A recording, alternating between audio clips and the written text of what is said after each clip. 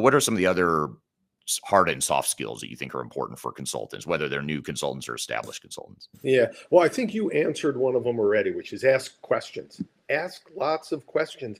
There seems to be this fear, usually for younger consultants, newer consultants, to ask questions, sometimes that they think, they should know the answer to, right? We've already kind of covered that too. I think the truth is it's always great to hear it from the client's perspective of, how do you see this? What do you think is the answer? And another one, especially as you become more mature, is knowing the right time to ask for the business, which is another thing. Business development, I may upset some people by saying this, but I can always find somebody to deliver the work. Always. All right. And too often there's this hubris with delivery consultants that they're the most important. You are important. You're important to the client. You're important to the organization. But some pigs are more equal than others, if you remember Animal Farm. Animal Farm. Right. And that is the consultant who can deliver, craft solutions, and close a deal is way more valuable to the organization because they are a lot harder to find. And you have to begin to develop those skills. You have to, and it's a lot of it is timing, it's nuance, and you got to understand when the right time is and how to get the client away from whatever it is that they're thinking about to focus on the problem. Sometimes, right, it's dinner. It's a dark restaurant where you have a little bit of time and you can finally ask the question of the client, are you ready to do this now? And this is how much I think it's going to cost.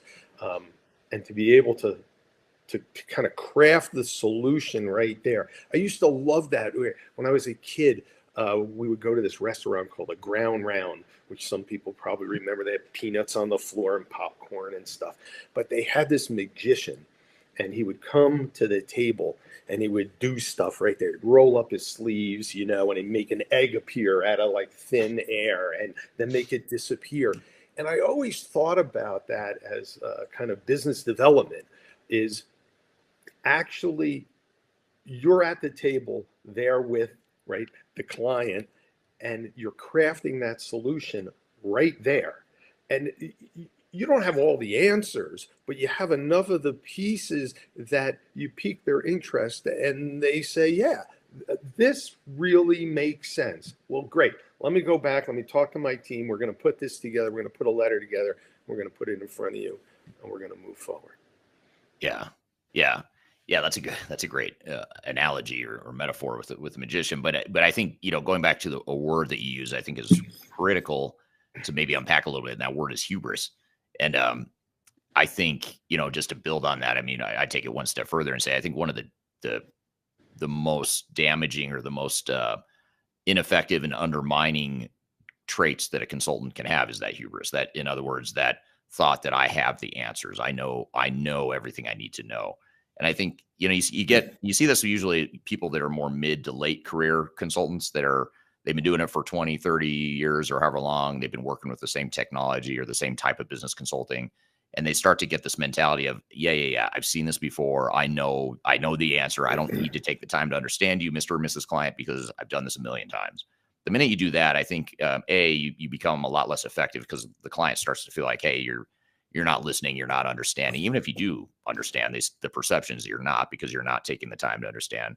And then second, it tells me that you're not continuously sharpening your axe, you're sharpening your saw and continuing to learn and understand. And the minute you stop learning and understanding, I think you stop being a good consultant.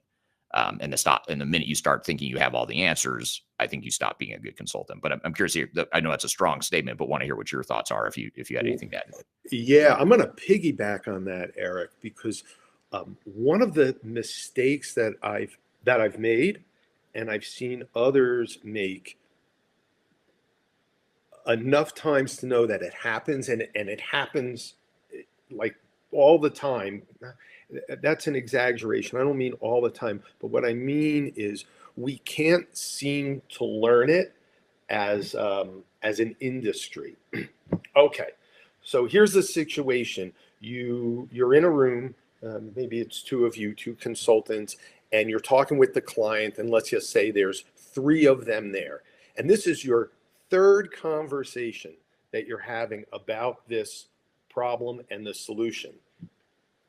And during that meeting, a fourth person from the client walks in, and you miss the opportunity to A, find out who that person is, and B, catch them up on where you are. You don't bring them up to speed, and you wind up excluding them from the conversation, and you're never invited back because the person who entered was actually, let's just say, the gal with the checkbook or somebody important. CEO or something. Yep, that you didn't bother to figure out who they were, and you were moving ahead with a solution, and they had a different idea of what that solution was, but you in your mind already thought this was sold and it was done, and you're go and forget, I don't mean sold like dollars sold, but rather that the idea was accepted by the client, and you didn't bother to bring this person